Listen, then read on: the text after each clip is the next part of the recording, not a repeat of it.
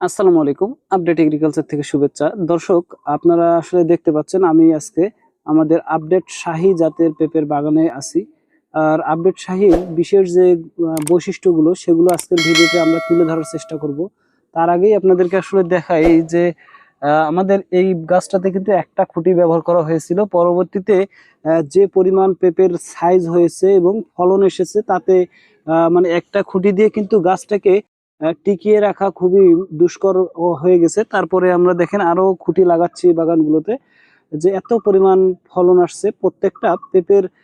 যদি আমি সাইজের কথা বলে থাকি, এটা কিন্তু আপনার 4 থেকে 5 কেজি কিন্তু এভারেজ সাইজ হয়ে থাকে।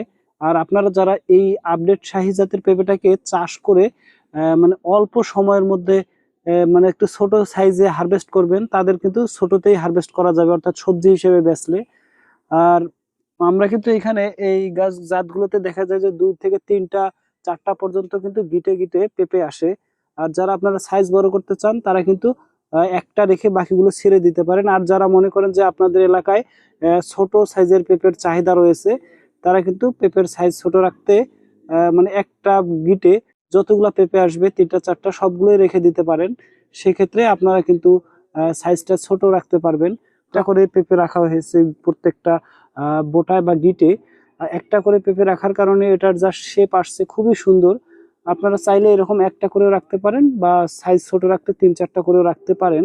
আর এই আপডেট শাহী পেঁপে চাষের যে সবচেয়ে ভালো দিক সেটি হলো এই পেঁপেতে কিন্তু কোনো ভাইরাস হয় না। একেবারে কম ঔষধ স্প্রে, অর্থাৎ রোগবালাই কম এবং অল্প পরিচর্যায় কিন্তু চাষ করা সম্ভব। আমরা আপডেট শাহীর আপনাকে বিভিন্ন বাগান আপনাদেরকে দেখানোর চেষ্টা করেছি, যেখানে ফলনে কিন্তু কমতি নাই। আপনি হয়তোবা পরিচর্যায় কমতি রাখতে পারেন।